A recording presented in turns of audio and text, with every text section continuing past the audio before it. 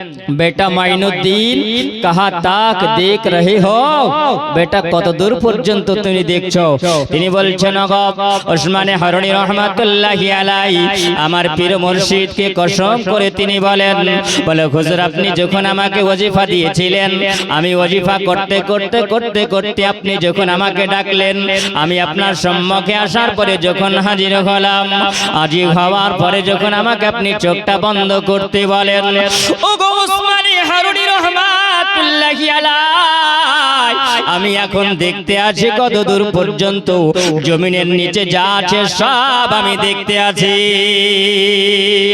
আমি সব দেখতে আছি ওসমানে হারুনি রহমাতুল্লাহি আলাইহি তিনি বললেন বাবা এখনো তোমার কোনো কমপ্লিট হয়নি এখনো বাকি আছে ওসমানে হারুনি রহমাতুল্লাহি আলাইহি আবার ওজিফা তিনি দিলেন ওজিফা দেওয়ার পরে আবার বলা হলো বেটা এবার তুমি ওজিফা চালু করে দাও আমার হুজরাখানাতে বসে বসে যখন তিনি ওজিফা শুরু করলেন আবার ডাক দেওয়া হলো বেটা মাইনুদ্দিন এবার তুমি আমার কাছে এসো আবার যখন ডাক দেওয়া হলো ওই সময়তে আবার ডাকলেন বলে বেটা কত দূর পর্যন্ত দেখতে পাও তিনি বলছেন নগো আমার পীর মুর্শিদ ওসমানে হারুনি রহমাতুল্লাহি আলাইহি প্রথম দিনে আমি জমিনের নিচে যা ছিল দেখতে পাই এখন আমি আসমানে যা আছে সব আমি দেখতে আছি আবার ওসমানে হারুনি রহমাতুল্লাহি আলাইহি তিনি বললেন ও বেটা এখনো তোমার মোকাম্মল হয়নি এখনো কিছু বাকি আছে তিনি আবার যখন ওজিফা দেওয়া হলো তিনি ওজিফা নেওয়ার পরে আবার যখন হুজরাখানায় তিনি ঢুকে গেলেন হুজরাখানাতে ঢুকে যাওয়ার পরে আবার যখন আবার তিনাকে ডাকা হলো কিছুদিন পর ডাকার পরে আবার বলা হলো বেটা চোখটা বন্ধ করো ওসমানে হারুনি রহমাতুল্লাহি আলাইহি যেমনি চোখ বন্ধ করতে বলা আমার খাজায়ে পাক তিনি বলেন আমি ওই সময় চোখটা যখনই বন্ধ করে নিলাম চোখটা বন্ধ করার পরে জানো জিজ্ঞাসা করা হলো বেটা মাইনুদ্দিন ও বেটা বলো কত দূর পর্যন্ত তুমি দেখতে পাও তিনি বলছেন বলে হুজুর কসম খোদার বলি আপনি যদি আমাকে এখন যদি আপনি বলেন আমি আরশে আজিমের পায়া ধরে আছি এখন আরশে আজিমের পায়া আমি নিচে নিয়ে চলে আসব ওসমানে হারুনি রহমাতুল্লাহি আলাইহি তিনাকে বললেন ওগো হুজুর আমার পীর মুর্শিদ আমি এই জায়গাতে জমিন দেখলাম আসমানের নিচে আসমানের উপরে যা ছিল সব দেখতে পেলাম এখন আমি সাতটা ভাগ আসমানের উপরে যা আছে গো আমি সব আমি দেখতে পাই আমার ওসমানে হারুনি রহমাতুল্লাহি আলাইহি তিনি বললেন ও বেটা মাইনুদ্দিন তোমার আল্লাহর তরফ থেকে যেটা তোমার নাম ছিল এই নাম তোমার পুরা হয়েছে আর কোনো দরকার নাই ও বেটা মাইনুদ্দিন তুমি চলে যাও এখন আমার দরবারে থাকার কোনো প্রয়োজন নাই আমার দরবারে আর তোমাকে থাকা লাগবে না তুমি এখান থেকে সোজা চলে যাও আমার নবী রওজা মদিনাতুল মুনাওয়ারা আইকে যাবে সোনার মদিনা যাদের দিলে আছে বাসনা আইকে যাবে সোনার মদিনা আইকে যাবে সোনার মদিনা আইকে যাবে সোনার মদিনা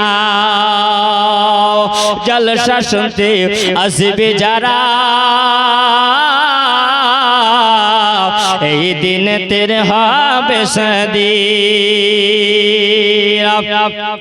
এত হাদিস কোরআনের বাণী এত হাদিস কোরআনের বাণী এত হাদিস কোরআনের বাণী তার দিলে মাঝে দেখো না আইকে যাবে সোনার মদিনা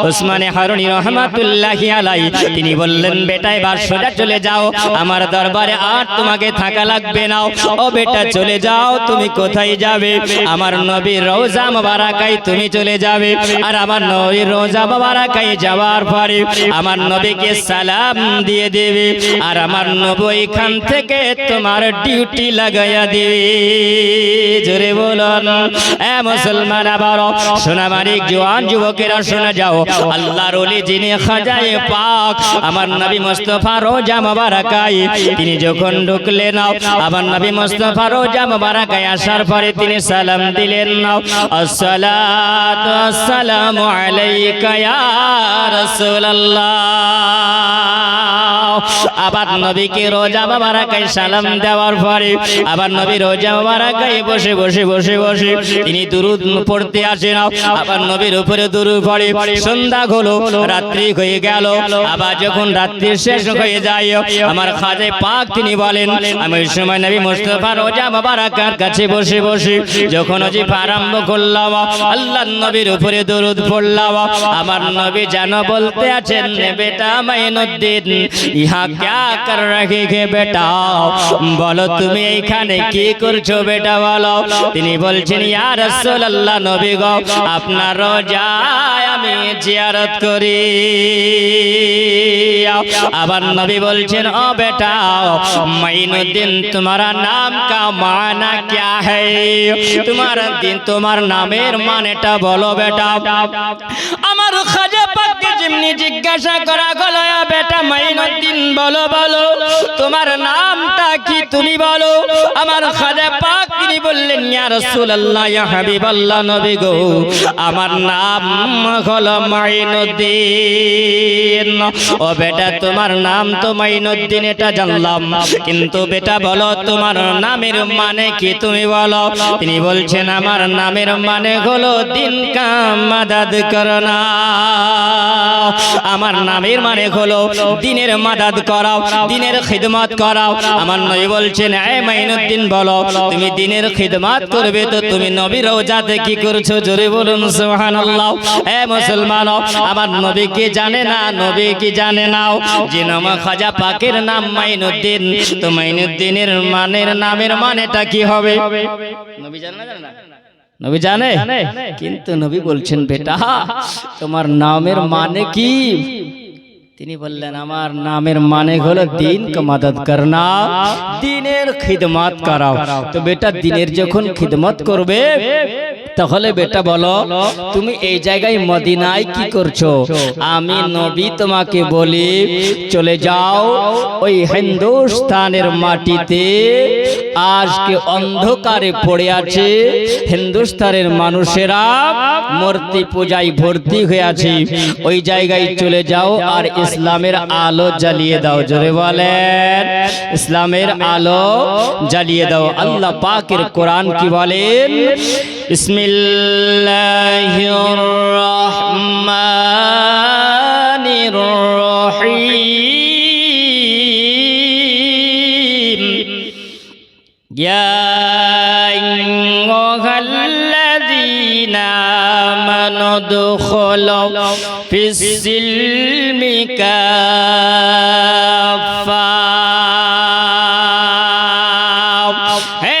বান্দা বান্দিরাও আল্লাহ পাক রব্বুল আলামিন বলেন হে আমার বান্দা বান্দিরা তোমরা ইসলামের মধ্যে পরিপূর্ণভাবে দাখিল হয়ে যাও জোরে বলুন সুবহানাল্লাহ পরিপূর্ণভাবে তোমরা দাখিল হয়ে যাও কারণ তোমাদের জন্য হলো ওয়ালা তাত্তাবিউ খুতুওয়াতিশ শাইতান খবরদার তোমরা শয়তানের পারদর্শী হয়ে যেও না খবরদার তোমরা শয়তানের যদি তোমরা ইতায়াত যদি করো শয়তানের করতে তোমরা যদি আজকে শয়তানের পারদর্শী যদি হয়ে যাও কারণ শয়তান হলো ইন্নাহু লাকুম আদুউম মুবিন শয়তান হলো তোমাদের প্রকাশ্য দুশমন আল্লাহ পাকের কোরআন বলেন তোমরা পরিপূর্ণভাবে ইসলামের মধ্যে তোমরা দাখিল হয়ে যাও আল্লাহ পাক কেন বললেন তোমরা পরিপূর্ণভাবে ইসলামের মধ্যে দাখিল হও মুসলমান, এই জন্য আমরা বলো আমরা কি মুসলমান নই? আমরা তো মুসলমান, কিন্তু আল্লাহ পাক রব্বুল আলামিন কেন বললেন? আল্লাহ বললেন হে আমার বান্দা বান্দিরা, তোমরা মুখে মুসলমান বলবে কিন্তু মুসলমান তোমরা থাকবে না।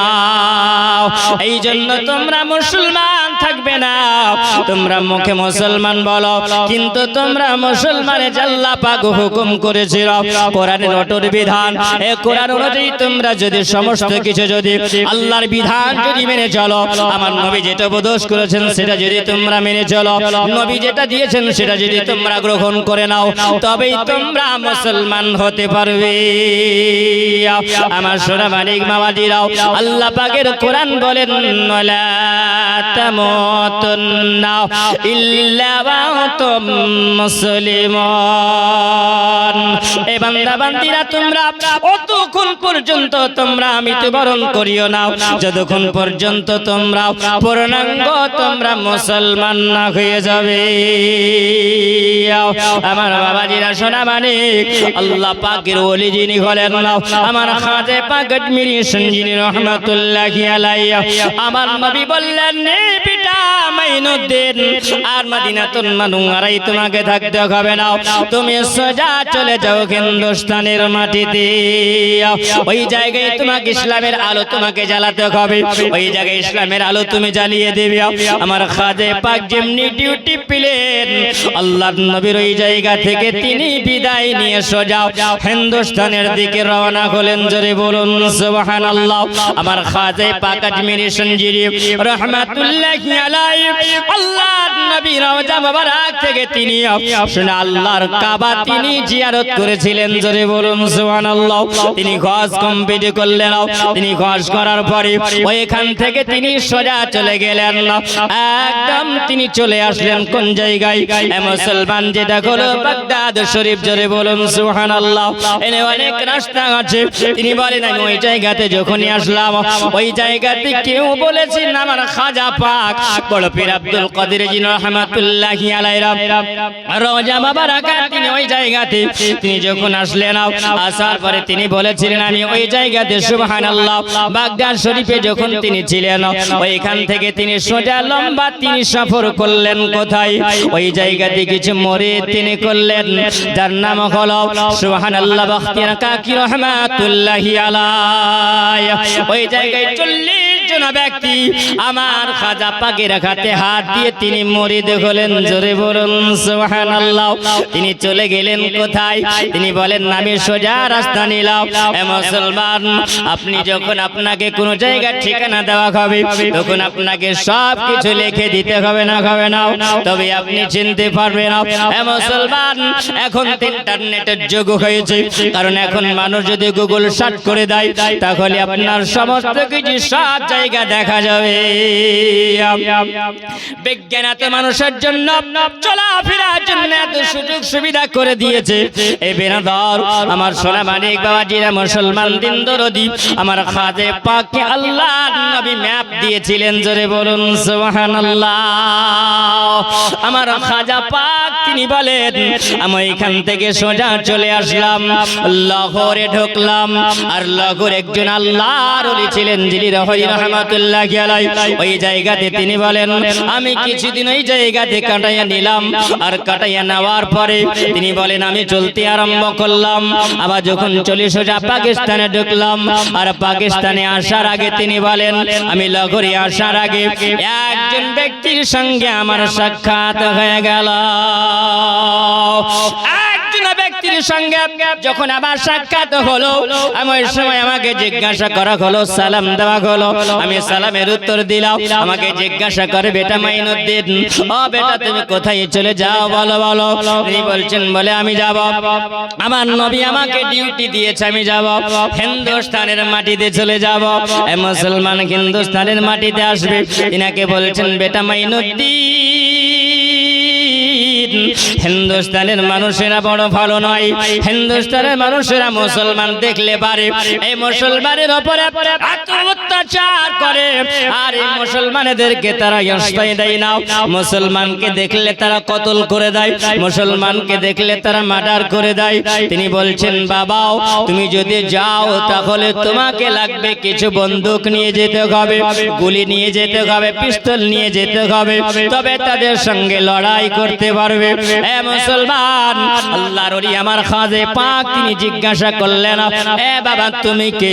তিনি বলছেন, বাবাও আমি একজন শিকারী, শিকার করে বেড়াই।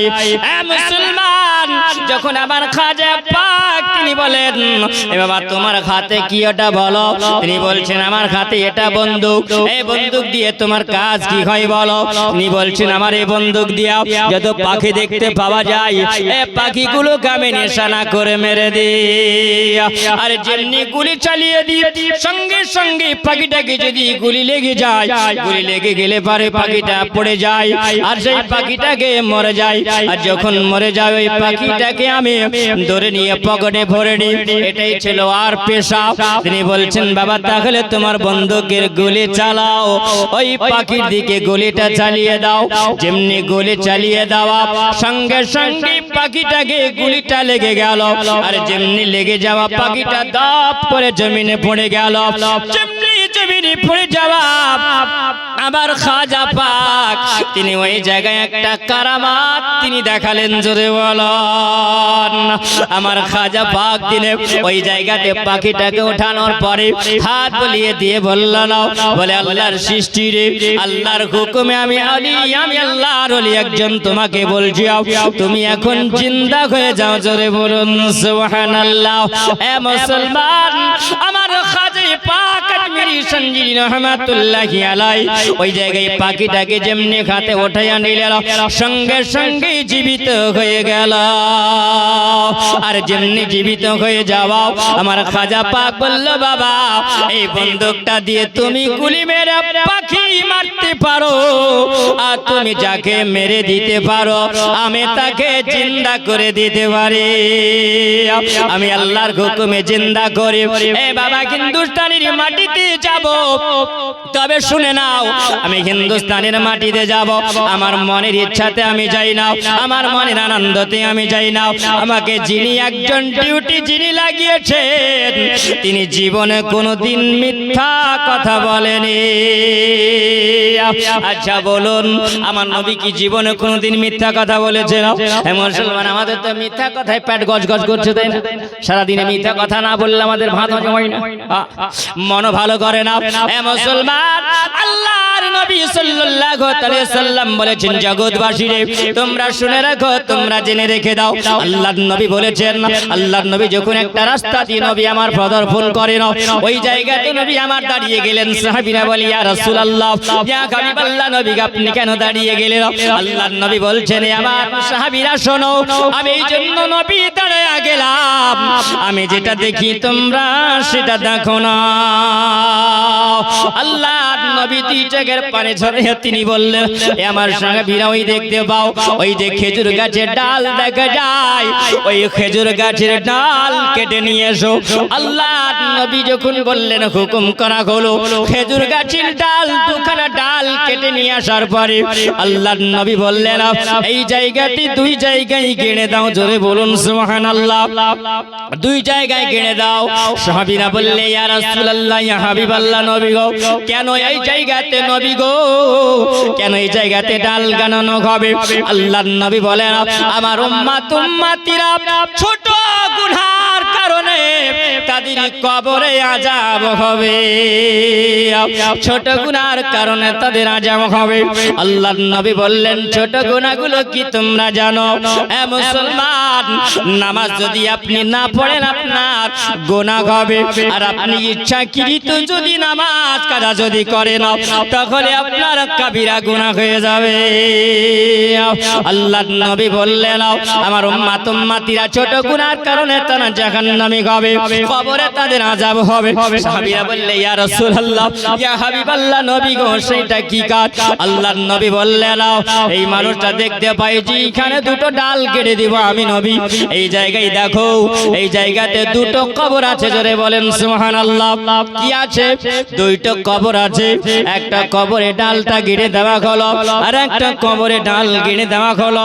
আল্লাহর নবী বলেন না এ আমার সাহাবীরা আমি এই জন্য কবরে ডাল গেড়ে দিলাম, খেজুর গাছের ডাল এই জন্য আমি গেড়ে দিলাম নবী, এই জন্য এই কবর দুটাতে আযাব হয়, জোরে বলেন এই কবরে আযাব হয়। কবরে আযাব যদি হয় আপনি আমি বুঝতে পারবো। আমরা কবরস্থানের পাশ দিয়া যখন আমরা যাই, যাওয়ার পরে কি বলি আমরা? আসসালামু আলাইকুম ইয়া আহলাল কবর, হে কবরবাসী তোমাদেরকে সালাম দেওয়া হলো, আল্লাহর রহমতে তোমাদের উপরে বর্ষণ হোক। যখন আমরা সালাম দিই কবরবাসীর সামনে, সালাম দিয়ে দেওয়ার পরে আমরা কবরবাসীকে সালাম যখন আমরা দিই, আচ্ছা বলো আমরা ওই জায়গা থেকে যখন সালাম দিয়ে চলে আসি আমরা কি সালামের উত্তরটা নিয়ে আসি? বলবেন সালামের উত্তর আমরা পাই? আমরা সালামের উত্তর পাই না। এ মুসলমান, আল্লাহর নবী বলেন কবরের ভিতরে কি হয় আমি নবী সবই জানি, জোরে বলুন সুবহানাল্লাহ। আল্লাহর নবী এমনকি প্রত্যেকটা মুমিন মুমিনাতের কবরে আমার নবী গিয়ে হাজির হয়ে যায়। আল্লাহর নবী বলেন ইয়াওমা তারাল মুমিনিনাল মুমিনাত, প্রত্যেকটা নর নারীর কবরে আমার নবী গিয়ে হাজির হয়। আল্লাহর নবী বলেন এ সাহাবীরাও আমি এই জন্য খেজুর গাছের ডাল আমি নবী কেটে দিলাম। প্রথম কবরবাসীটি আছে এই মানুষটা দুনিয়ার জগতে দুনিয়ার বুকে মানুষটা চুগলি করে বেড়াতো। এই মানুষটা ছিল চুগলখোর, যাকে আমরা চুগলি বলি, যারা চুগলি করে। আমার নবী বলছেন এ সাহাবীরা এই মানুষটার কাজ ছিল এক অপরের কথা বলে আর একের সঙ্গে ঝগড়া লাগিয়ে দেওয়া, ফাসাদ লাগিয়ে দেওয়া, এইটা ছিল এই মানুষটার কাজ। এই মানুষটার এই কাজের জন্য আমার আল্লাহ তাআলা খুশি নয়, জোরে বলেন এ মুসলমান খবরদার সাবধান। কোন মানুষের পরচর্চা পরনিন্দা যদি আপনি করেন আমার আল্লাহ পাক এটা বরদাস্ত করতে পারে না। আমার নবী বললেন এই কারণে কবরে আযাব হয়। আল্লাহর নবীকে জিজ্ঞাসা করো ইয়া রাসূলুল্লাহ ইয়া হাবিবাল্লাহ নবী গো এই যে কবরটাতে ডাল কেটে দেওয়া হলো নবী এটা কিসের কারণে? আমার নবী বলেন এই মানুষটা ছিল যখন তিনি পেশাব যখন করতেন আর পেশাব করার পরে এই মানুষটা কলব ব্যবহার করত না, ঢেলা ব্যবহার করত না। এ মুসলমান সোনামানিকিরা আমার মা জননীরা শোনো, জওয়ান যুবকেরা তোমরা শুনে যাও। আল্লাহর নবী সাল্লাল্লাহু আলাইহি ওয়াসাল্লাম তিনি বলতে আসেন এই যুবক এর কবর এই জন্য আযাব হয়ে যায় এ কোনোদিন ঢেলা কুলু পানি ব্যবহার করত না। বোঝা গেল? এই যুবকেরা দেখা যায় অনেক সময় রাস্তায় যখন চলে, রাস্তায় চলতে চলতে দেখা গেল যখন পেশাব লেগে যায়, পেশাবের যন্ত্রণা যখন উঠে যায়, হঠাৎ করে বাইকে চলতে চলতে দেখা গেল বাইকটাকে থামিয়ে দেওয়ার পরে কোনো দিকে দেখা দেখি লাগে না, নবীর তরিকা তো থাকে না, দাঁড়িয়ে চেনটা টেনে দিয়ে একদম সোজা শুরু করে দিল। আচ্ছা বলে ওই জায়গায় পানি নিল না ঢেলা ব্যবহার করলো, কিছু করেছে? তাহলে পাক থাকলো না পাকি থাকলো? জোরে বলেন পাক না নাপাক? নাপাক থাকলো। ওই সময়তে যদি আল্লাহর হুকুম হয় ইসরাইল ফেরেশতা এসে যদি হাজির হয়ে যায়, আচ্ছা বলেন সেই ব্যক্তিটা পাপী হয়ে মারা যাবে? তাই না? সুবহানাল্লাহ। আল্লাহ পাক খুশি হবে না নারাজ হবে? যুবক সাবধান, হুঁশিয়ার হয়ে যাও। বাবাজিরা আমার সব সময় চাইবে যে আমি পবিত্রতা অবস্থায় থাকবো। পবিত্রতা অবস্থায় তুমি যদি থাকো, আল্লাহর নবী সাল্লাল্লাহু আলাইহি ওয়াসাল্লাম বলেন কোন ঈমানদারি ব্যক্তি যদি ইন্তেকাল হয় তো সুবহানাল্লাহ তার কবরকে আল্লাহ পাক নিজেই হেফাজতে রাখে। জোরে বলুন সুবহানাল্লাহ। আল্লাহ পাক তার কবরকে নিজে হেফাজতে আল্লাহ পাক রাখেন। আল্লাহ পাকের নবী সাল্লাল্লাহু তাআলা আলাইহি ওয়াসাল্লাম বললেন, এই জওয়ান, এই যুবকটার কবরে জন্য আযাব হয়, কোনদিন ঢেলা কলব ব্যবহার করেনি, পানি ব্যবহার করেনি, এই জন্য তার কবরে আযাব হয়ে যায়। মুসলমান অনেকে দেখতে পাওয়া যায়, যখন আপনি পেশাব যখন করেন, করার পরে ওই সময়তে আপনি পাও ধন না, পেচ্ছাপের ছিটা লাগে, লাগে না লাগে না? একজন আওয়াজ শুনতে গেছে, মাওলানা আওয়াজ করছে, মাওলানা বলছেন, এ বাবারা শুনে যাও, তোমরা দেখবে যখন তোমাদের পেশাব লাগবে, ফাঁকা ময়দানে যখন তোমরা আনাচে কানাচে দিকে ওদিকে যখন দেখবে, পেশাব করার সময় তোমরা দেখতে পাবে, যাতে করে সেই জায়গাটা নরম জায়গা যেন হয়, আর নরম জায়গাতে তোমরা পেশাব করবে। এই মন্তব্য শোনার পরে চলে গেছে, বলছেন তোমরা পানি ব্যবহার তোমরা করবে, প্রত্যেক দিনের নাই পানি ব্যবহার করে। বলছে মাওলানা বলেছে নতুন জায়গাতে, ওই নরম জায়গাতে পেশাব করতে হবে, কিছুটা বালি পকেটে ভরেছে, যখন পেশাব লাগবে তখন বালি গেলে রেখে দেবে, পরে পেশাব করে দেবে। দেখছে এদিক ওদিক তাকিয়ে দেখে একটা উঁচু জায়গা আছে, তো উঁচু জায়গায় যাওয়ার পরে উঁচু জায়গাতে বালিগুলো রেখে দিয়েছে। আচ্ছা বলেন, উঁচু জায়গাতে যখন পেশাব করবে, বালিও যদি হয় তো পেশাবটা নিচের দিকে আসবে না উপর দিকে যাবে? মুসলমান জওয়ান যুবকেরা শুনে যাও, ওগো মা জননীরা, রাতের বেলা আল্লাহর নবী সাল্লাল্লাহু আলাইহি ওয়াসাল্লাম বললেন, আমার উম্মতিরা এই ছোট গুনার কারণে তাদের কবরে আযাব হবে। আমার নবী যখনই বললেন, সাহাবীদেরকে বললেন, আমি এই জন্য খেজুরের ডালগুলো আমি গিরে দিলাম, ওই কবরে যেন আযাব বন্ধ হয়ে যাবে। কেন? এই জন্য সুবহানাল্লাহ, আমার নবী বললেন এই জন্য কবরে তার আযাবটা হালকা হবে, এই জন্য হালকা হয়ে যাবে।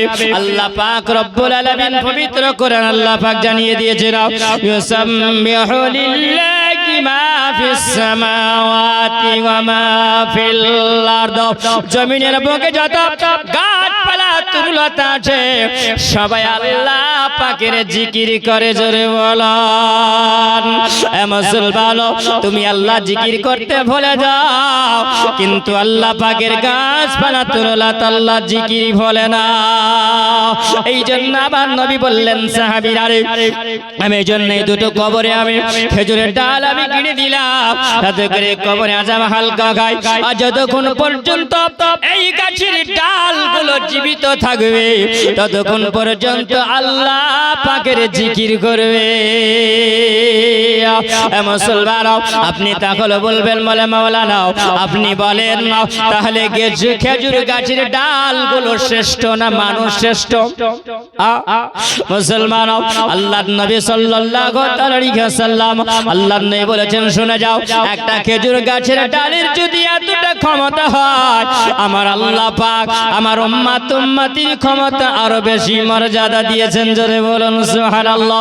কোন সন্তান যদি বাবার জন্য মায়ের জন্য যদি দোয়া করে, তাহলে পর ওই দোয়াটা আল্লাহর দরবারে কবুল হয়ে যায়। আল্লাহুম্মা সাল্লি আলা সাইয়্যিদিনা মুহাম্মাদ সাল্লাল্লাহু আলা মুহাম্মাদিন সাল্লাল্লাহু আলা মুহাম্মাদ হরদম জবান সনে কালা পাক নবে মুহাম্মাদ হরদম জবান সনে কালা শফিয়ানা মুহাম্মাদ সাল্লাল্লাহু আলাইহি ওয়াসাল্লাম।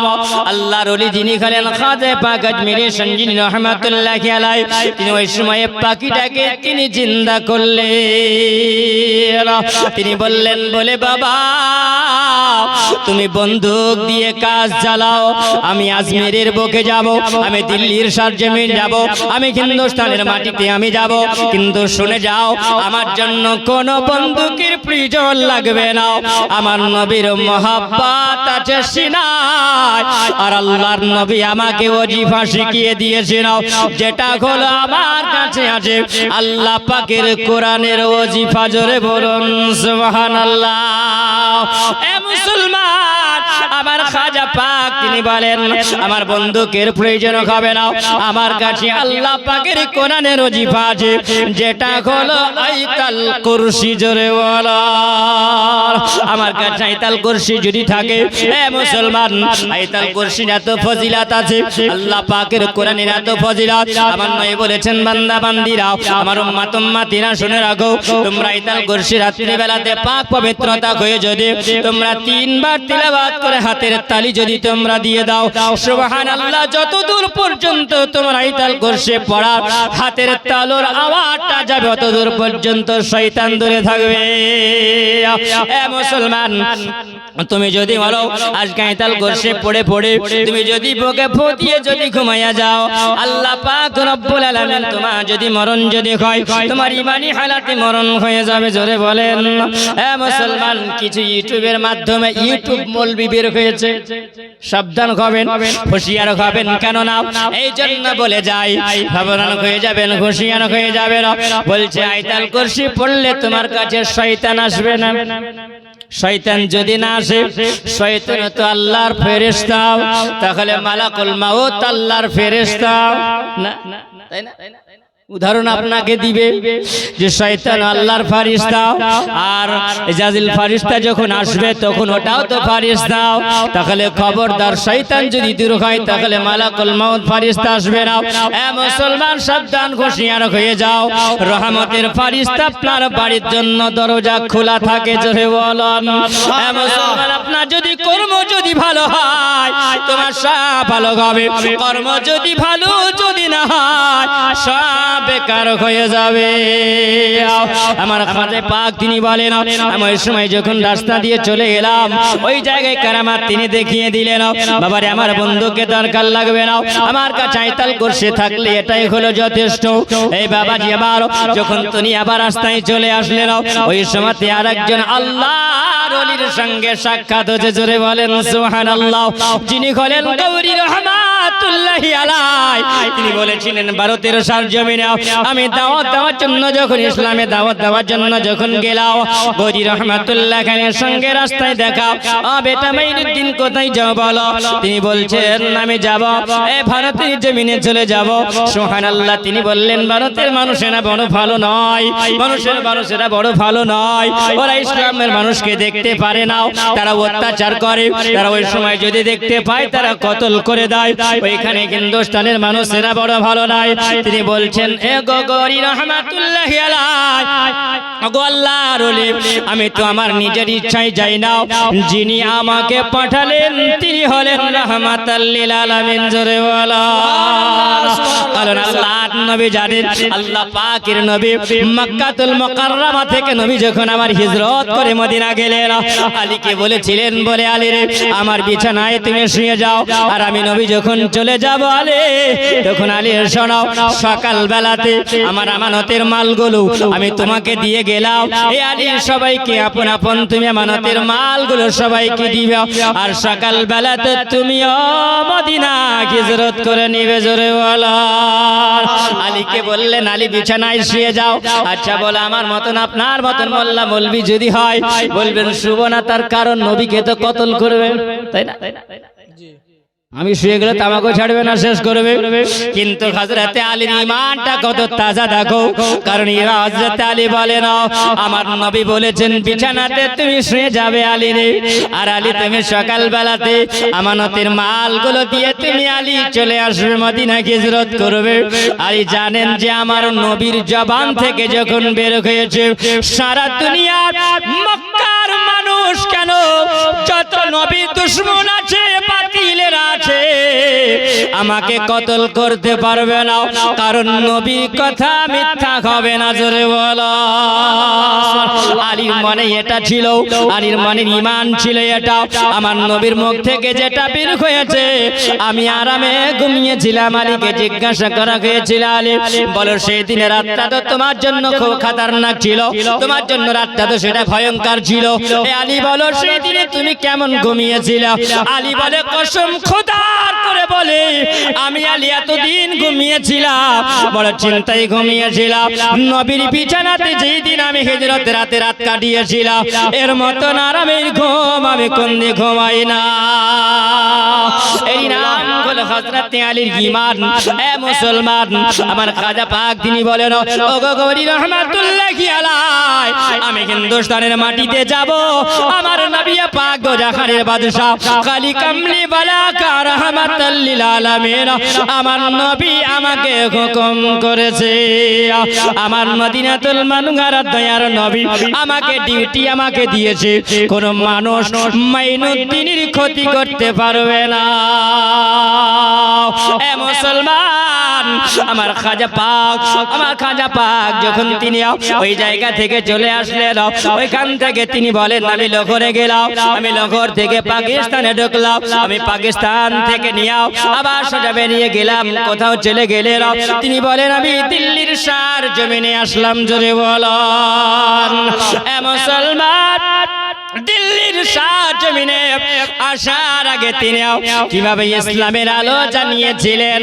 এ মুসলমান, তিনি বলেন আমার সঙ্গে যখন ফখরুদ্দিন রহমাতুল্লাহি আলাইহি আমার খাজা পাকের সঙ্গী হয়েছিলেন, একটা গাছের তলাতে তিনি বলেন আমি ওই জায়গাতে বিশ্রাম নিলাম। আর বিশ্রাম নেবার পরে দেখি ওই সময়তে দেখা গেল আমার খাজা পাক তিনি বলেন আমি রোজা অবস্থায় ছিলাম, আমি যখন রোজা অবস্থাতে ছিলাম ওই জায়গাতে বসলাম, হঠাৎ করে দেখা গেল সারাদিন চলে যাওয়ার পরে সন্ধ্যাবেলা আমি গাছের নিকটে যখন বসলাম, আমি বললাম ও বেটা ফখরুদ্দিন, ও বেটা সন্ধ্যা হয়ে আসলো, আমরা রোজা আছি, কিছুটা আমাদের ইফতার করতে হবে, তার জন্য বেটা একটু রুটি বানাতে হবে। আর রুটি বানাতে গেলে আগুনের প্রয়োজন আছে না নাই? আগুনের প্রয়োজন আছে না নাই? তিনি বলেন আমি যখন রুটির কথা বলা হলো, ফখরুদ্দিন বলে হুজুর গো আমরা তো এই জায়গাতে আছি, এখন এই জায়গাতে আগুনের প্রয়োজন আছে। তিনি বলছেন দেখতে পাওয়া যায়, দেখো এই জায়গায় কিছুটা আঙ্গার দেখতে পাওয়া যায়, আগুনের চারাক দেখতে পাওয়া যায়। ওই জায়গায় দেখা গেল লকড়ি জ্বালিয়ে আগুন দিয়ে তারা ওই জায়গাতে চতুর্দিকে ঘিরে তারা নম নম করে ওই জায়গাতে তারা আগুনের পূজা করে।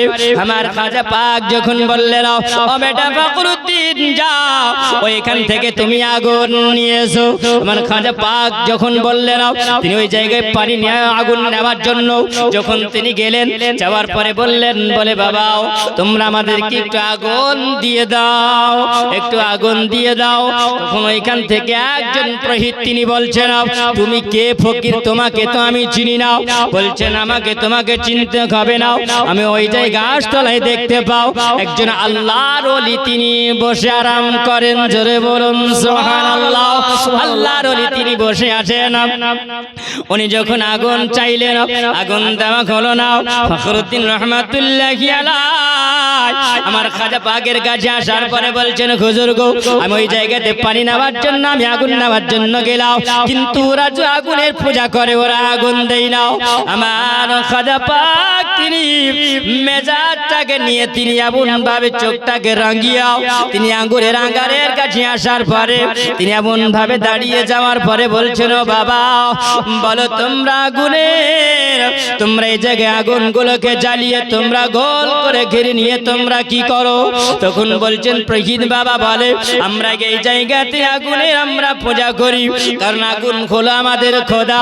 আমার খাজা পাক বলছেন এটা তো আগুন খোদা হতে পারে না, কারণ আগুনের খোদা হলেন যিনি হলেন আমার আল্লাহ। জোরে বলুন সুবহানাল্লাহ। এ মুসলমান আপনি আমি কবে চেতন হব বলো? আল্লাহ পাক রব্বুল আলামিন বলেন বান্দা বান্দিরা শোনো, আমি আল্লাহ পাক যা কিছু আমি আল্লাহ সৃষ্টি করেছি আমি আল্লাহ সবই হলো আল্লাহ পাকের নিয়ামত। কারণ আপনি বলবেন মুসলমান বলো আল্লাহ পাক রব্বুল আলামিন আপনাকে আমাকে আল্লাহ পাক সৃষ্টি করেছেন, আমরা এই যে জমিনে আছি জমিনটা কার? জোরে বলবেন জমিনটা কার? যিনি জমিন বিছিয়েছেন কে বিছিয়েছেন বলেন? জোরে বলেন। আল্লাহ পাক বলেন আলাম নাজআলিল আরদা মিহাদা। এ বান্দা বান্দিরা আমি তোমাদের তোমাদের জন্য এত সুন্দর করে জমিনটাকে আমি আল্লাহ বিছিয়ে দিয়েছি, আমি আল্লাহ চাদরের মতন করে আমি আল্লাহ বিছিয়ে দিয়েছি। এ বান্দা বান্দিরা তোমরা চলাফেরা করবে যাতে করে তোমাদের চলাফেরা করতে অসুবিধাটা না হয়।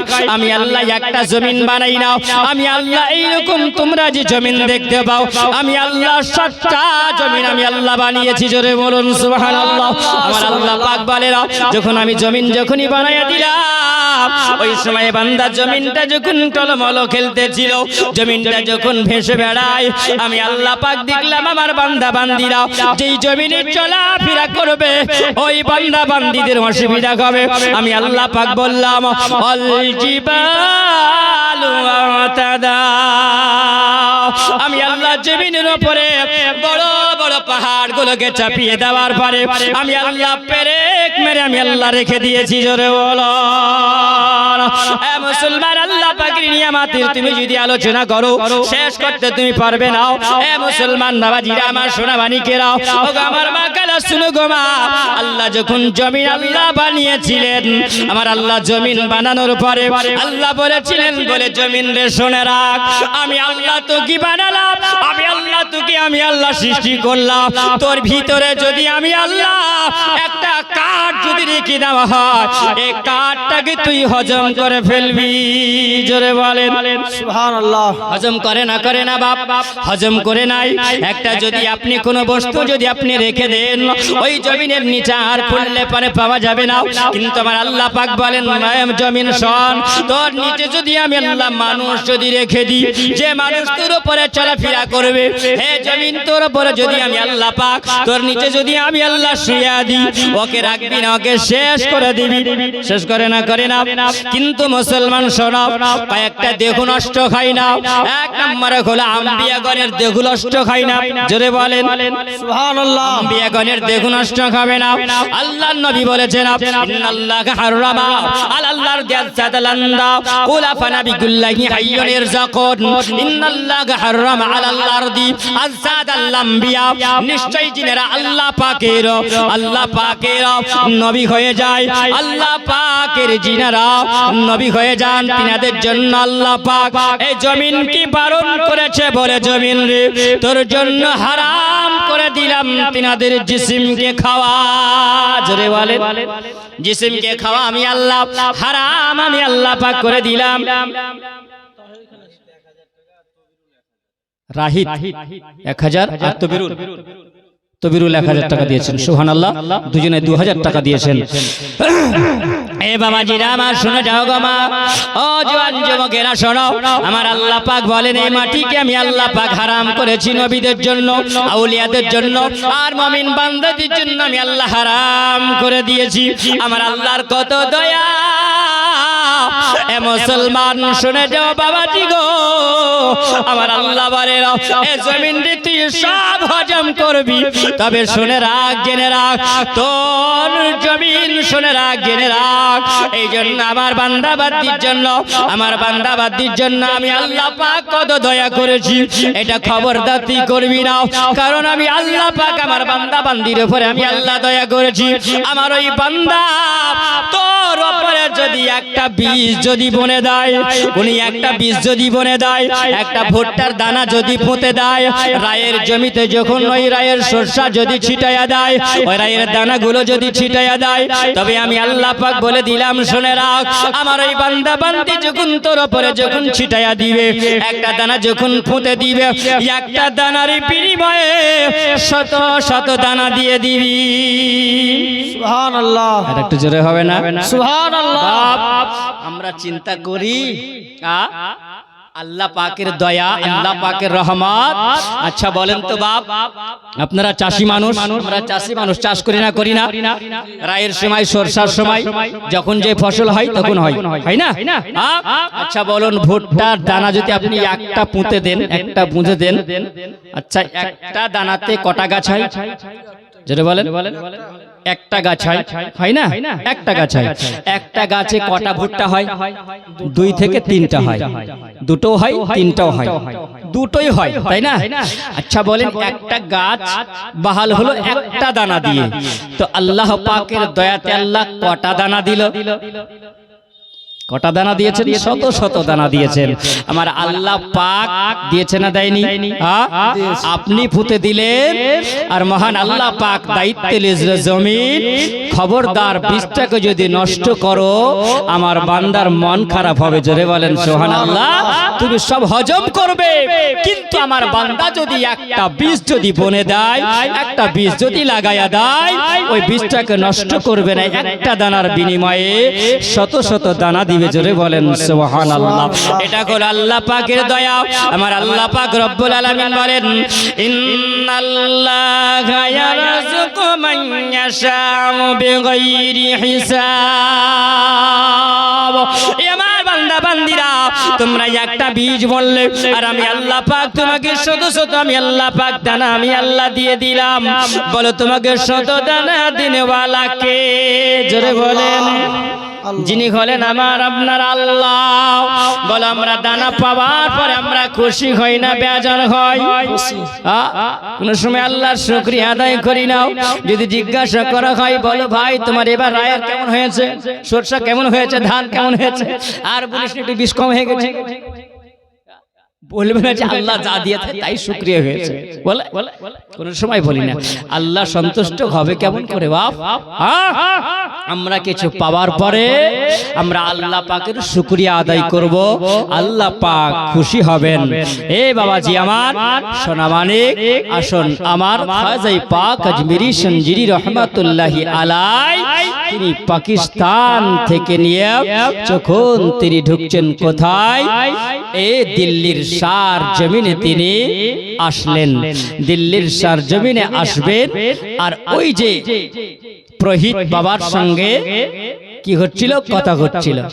তখন আমার খাজা পাক বলছেন, আচ্ছা বলো তোমরা যে আগুনের পূজা করো, এ আগুন কে বানিয়েছে তোমরা জানো?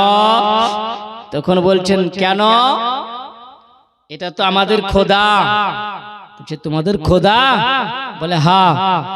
খোদা যদি হয় তাহলে তোমাদের খোদা তো তোমাদেরকে জ্বালাবে না, তাই তো? খোদা তো তোমাদের জ্বালাবে না, তোমাদের পোড়াবে না। বলে এটা কোনো হয়? এ তো পোড়াবে, তো কাউকে মানবে না। খাজা পাক তিনি বলেন, এ বাবা তোমরা যার পূজা করো, তাহলে তোমাকে কেন ওরা জ্বালাবে বলো? যিনি আমার খোদা তিনি হলেন আমার আল্লাহ, যিনি সারা কল কায়নাত আল্লাহ বানিয়েছে। জোরে বলুন সুবহানাল্লাহ। তিনি যে তোমরা আগুনের পূজা করো, ইনি হলেন আগুনের খোদা, যিনি হলেন আমার আল্লাহ। বলো সূর্য বানিয়েছে কে? সূর্য বানিয়েছেন আমার আল্লাহ। জোরে বলেন সুবহানাল্লাহ। আর শামসু ওয়াল কমারু বিহুসবান, আমার আল্লাহ পাক চন্দ্র আল্লাহ বানিয়েছে, আমার আল্লাহ পাক সূর্য বানিয়েছে, আল্লাহ পাক চন্দ্র বানিয়েছে, আল্লাহ নক্ষত্র আল্লাহ পাক বানিয়েছে। নিজের আপন আপন স্থানে তারা আল্লাহর হুকুমে চলে। জোরে বলেন সুবহানাল্লাহ। আমার আল্লাহ পাক যিনি হলেন না, আল্লাহ পাক যিনি হলেন রাত আল্লাহ বানিয়েছে, আল্লাহ দিন বানিয়েছে। রাতকে আল্লাহ করেছেন মানুষের আরামের জন্য, আর আল্লাহ দিনকে করেছে মানুষের কর্মের জন্য। জোরে বলুন সুবহানাল্লাহ। এ মুসলমান, আমার খাজা পাক তিনি বলেন না, আমি ওই সময়তে জিজ্ঞাসা করলাম, তোমরা যার পূজা করো, যাকে তোমরা খোদা বলে মানো, একে খোদা বলে মানা যাবে না। তিনি বলছেন তুমি কে? তোমাকে চিনি না। বলছেন আমি হলাম একজন আল্লাহর গোলাম। জোরে বলুন, আমি হলাম একজন আল্লাহর গোলাম। ওই সময় বলছে বাবা তোমার সঙ্গে তর্ক করা যাবে না, তবে শুনে যাও, তোমরা একটু আমাকে আগুন দাও। বলে না, আগুন দেওয়া হবে না, কারণ আমরা এখান থেকে আগুন দিতে পারবো না। যাকে আমরা মান্ডাক ধরিয়ে দেওয়ার পরে আমরা গোল করে ঘিরে নিয়ে আমরা পূজা করতে আছি, যাকে আমরা খোদা বলে মানি, একে আমরা খোদা বলে মানি, এখান থেকে আগুন দেওয়া যাবে না। আমার খাজা পাক বলে আগুন দিব, তবে আগুন যদি না দেন তাহলে কি হবে? এ মুসলমান, আমার খাজা পাক তিনি বলতে আছেন তবে একটা শর্ত তিনাকে দেওয়া হলো। এ খাজা পাক তিনি বলছেন তোমাদের কেমন খোদা তোমাদেরকে জ্বালাবে, আর আমার খোদা যিনি আছেন তিনি আমাকে আগুন থেকে বাঁচাবেন। জোরে বলুন সুবহানাল্লাহ। এ মুসলমান, আমার খাজা পাক তিনাকে বলা হলো তোমার আল্লাহ যদি সত্যি হয় তাহলে তুমি এই জায়গায় দেখাতে হবে কিছু আমার ওলিদের জন্য। সুবহানাল্লাহ। কারামতের সমাতে আমার খাজা পাক তিনি বললেন ওই চট করে জানে এক প্রহিত বাবার কোলে একটা ছোট্ট বাচ্চা ছিল, বাচ্চাটাকে নিয়ে আমার খাজা ওই সময় জানো বুকের সঙ্গে জড়িয়ে ধরে আমার খাজা পাক আগুনে ঢুকে গেলেন। জোরে বলো আমার খাজা পাক যেমনি আগুনে ঢুকে গেলেন সঙ্গে সঙ্গে প্রকৃত চিৎকার চেঁচামেচি করতে আরম্ভ করলো না।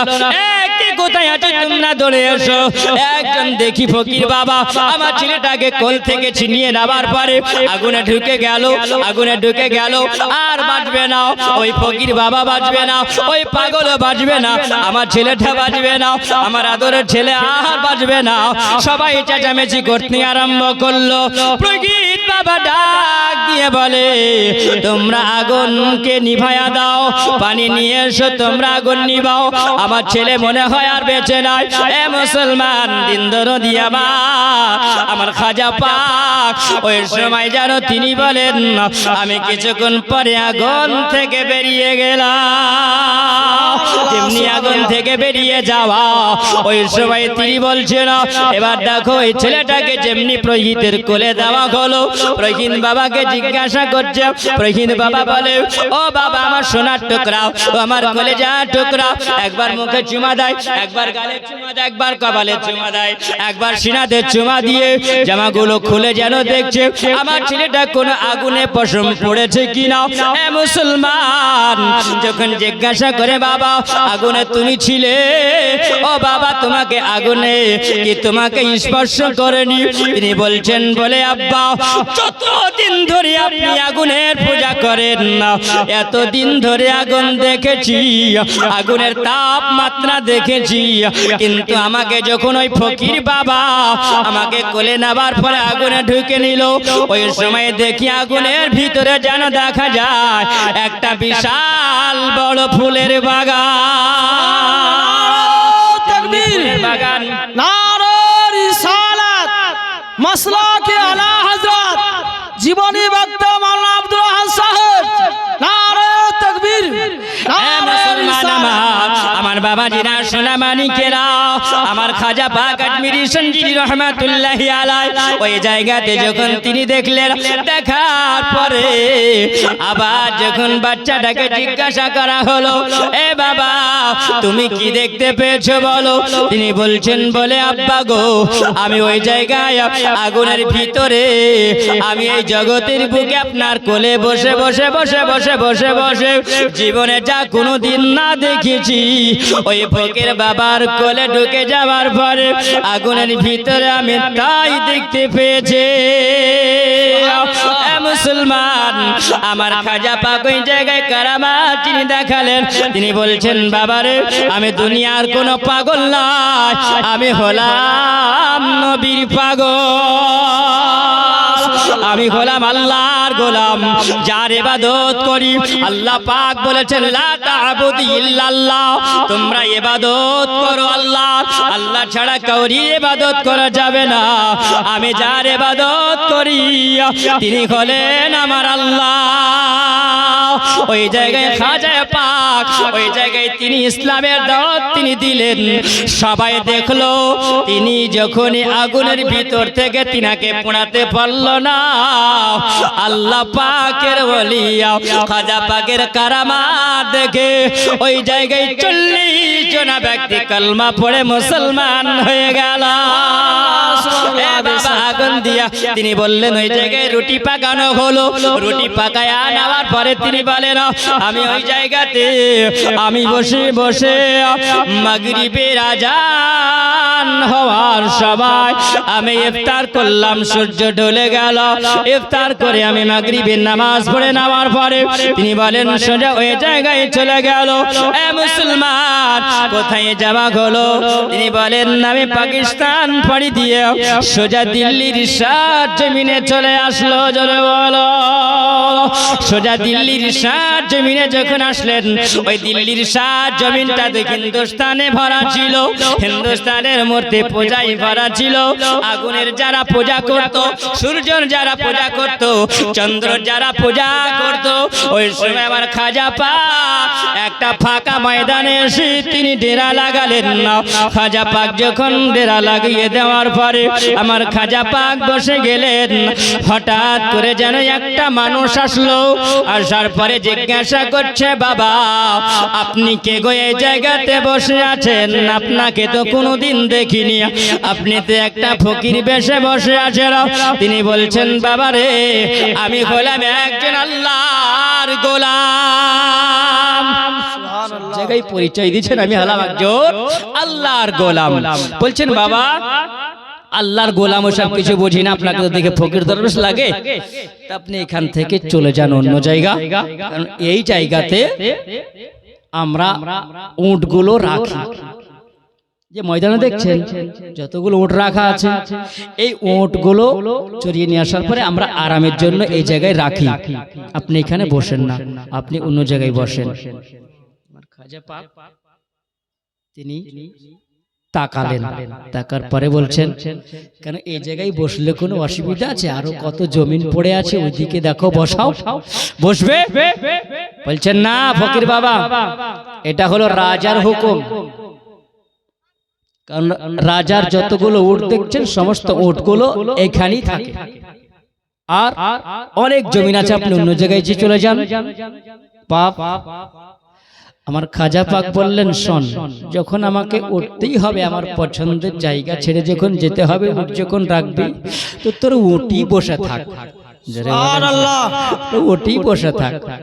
বাপ খাজা পাক গেলেন, আর একটু দূরে যাওয়ার পরে একটা ঝুপড়ির মধ্যে বলা হয়েছে, ঝুপড়ির মধ্যে মাহে আজমির কিতাবের মধ্যে লেখা আছে, আমার খাজায়ে পাক একটা ঝুপড়ির মধ্যে তিনি ওই জায়গায় গেলেন, একটা কুড়ো ঘর যাকে বলেছেন, ওই কুড়ো ঘরের মধ্যে তিনি গেলেন, আশ্রয় তিনি নিলেন। ওখানটাকে তিনি আস্তানা বানালেন। উটগুলো নিয়ে আসার পরে রেখে দিয়েছে। তার পরের দিনে উটকে বলছেন, চল।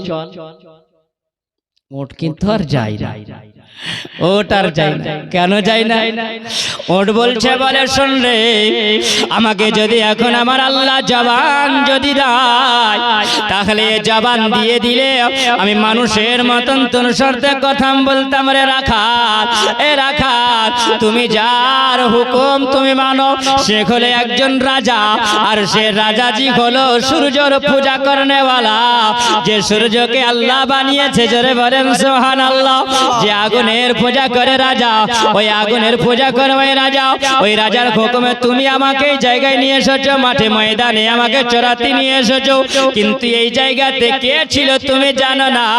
যিনি হলেন একজন আত্মায়ে রাসূল, যিনি হলেন একজন আল্লাহর ওলি, তিনি হলেন খাজায়ে পাক আজমিরি সঞ্জিনী রহমাতুল্লাহি আলাইহি, যিনি হলেন আল্লাহর একজন জবরদস্ত ওলি।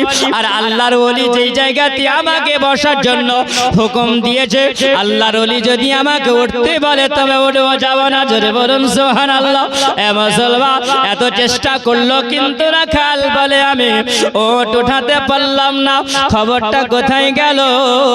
ওই পৃথ্বী রাজার কাছে চলে গেল। পৃথ্বী রাজা বলে, ওই সময় রাখাল যাওয়ার পরে বলছেন, বলে রাজা গো, এমন একটা ঘটনা ঘটে গেছে, আপনার এই জমিনে যে আমার একজন ফকির বাবা এসেছে, ওই মানুষটা যে ফকির রূপে নিয়ে এসেছে, ওই মানুষটাকে দেখে বড় ভয়ঙ্কর লাগে। বলে কেন? এই জন্য কালকে ঢুকেছে, আর ওই জায়গাতে একটা গাছতানাই বসেছিল। আমি বললাম, বাবা আপনি কি? আপনাকে তো আমি চিনি না, তবে শুনুন, আপনি যেখানে বসে আছেন এই জায়গায় আপনার বসার জায়গা নয়, এই জায়গাটা হলো ওই যে রাজার। উট রাখার এই জায়গা, আপনি অন্য জায়গায় চলে যান। ওই ফকির বাবা বলেছিল এই জায়গা থেকে বাবা রে, ওই সময় বলে উট জায়গাতে উড়ি বসে থাকবে। হঠাৎ করে দেখা গেল যে উট উঠে না। পৃথ্বীরাজা বলেন আমার একটা কথা মনে পড়ে গেল। কি কথা মনে পড়লো? হঠাৎ করে রাত্রি বেলাতে যেন ওই জায়গাতে বিবি বলেছিলেন না, রাজাকে বলেছিলেন, বলে গো রাজা, ওগো আমার মাথার তাজ, মাথার মুকুট আপনি